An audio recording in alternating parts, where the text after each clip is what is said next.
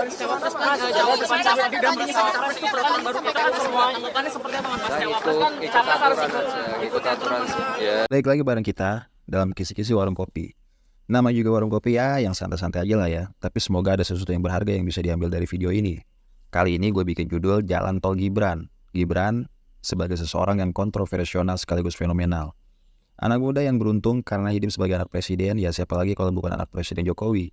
Mungkin apa yang dilakukan Jokowi lebih pada pertaruhan harga diri dan sekaligus juga bukti bahwa dirinya sayang anak. Semuanya untuk Gibran. Mungkin dia capek, terus-terusan disebut petugas partai dan seperti merasa dikoyo-koyo apalagi kalau dengar omongannya Rocky Gerung. Kelihatannya salah terus Jokowi. Tapi efek dari apa yang dirasakan Jokowi itu dampaknya ternyata luar biasa.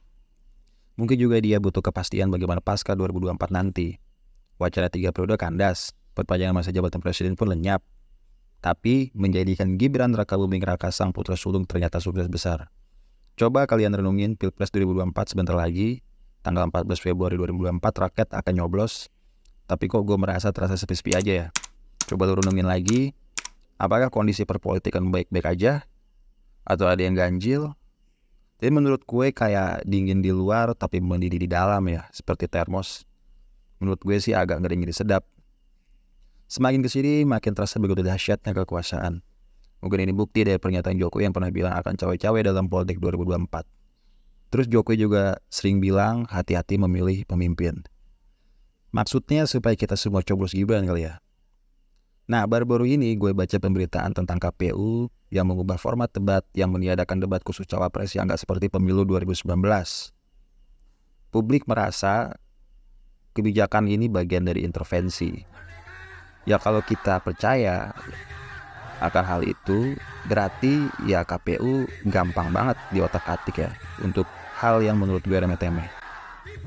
Lagi-lagi sulit buat kita menerima rupa-rupa yang terjadi ini tanpa intervensi. Mungkin cawe-cawe inilah wujudnya. Dengan kata lain, ia dukung dan akan memenangkan Gibran. Karena gak mungkin seorang bapak rela begitu aja melepas anaknya berjuang sendirian. Tapi gimana menurut lu semua? Apakah semisal Prabowo terpilih nanti bakal kooperatif dengan Jokowi? Atau ada hal lain yang dipikirkan Jokowi yang gak diketahui orang, yang cuma diketahui Jokowi dan Tuhan?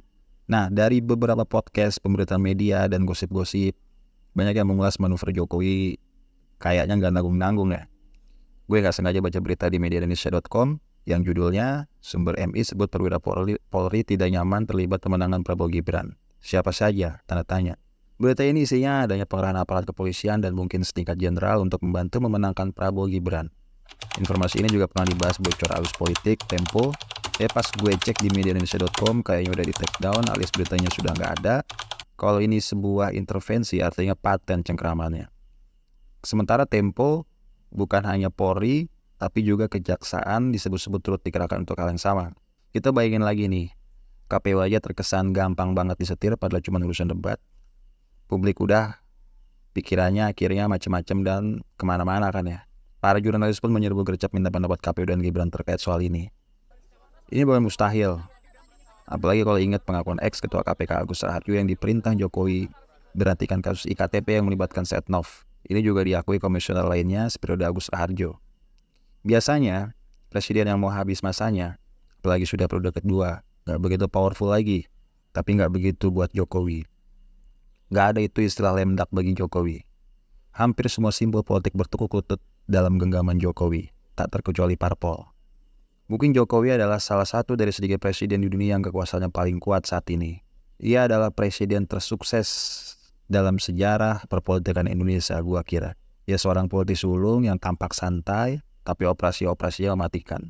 Jokowi pun tak segan melawan kebijakan PDIP yang telah resmi mendukung Ganjar Pranowo, partai tempat di mana Jokowi dibesarkan. Ia mengambil langkah yang berani dan memilih jalan yang berseberangan dengan Megawati Soekarno Putri.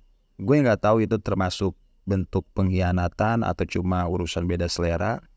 Ya gue serahkan ke lu semua lah ya menilainya gimana. Tapi nggak sampai di situ.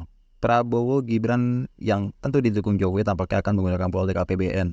Ini apalagi kalau bukan gula-gula buat rakyat. Baru-baru ini salah satu tim TKN Prabowo Gibran bilang akan ada rencana mengalihkan dana pendidikan, dana kesehatan, dan dana perlindungan sosial yang angkanya sekitar 400 triliun rupiah untuk bagi-bagi makan siang dan susu gratis dengan target 82,9 juta ibu dan anak. Gula-gula semacam itu tentu demi kepentingan elektoral. Kayaknya program sejenis bukan cuma itu gue kira. Lu semua bisa cek.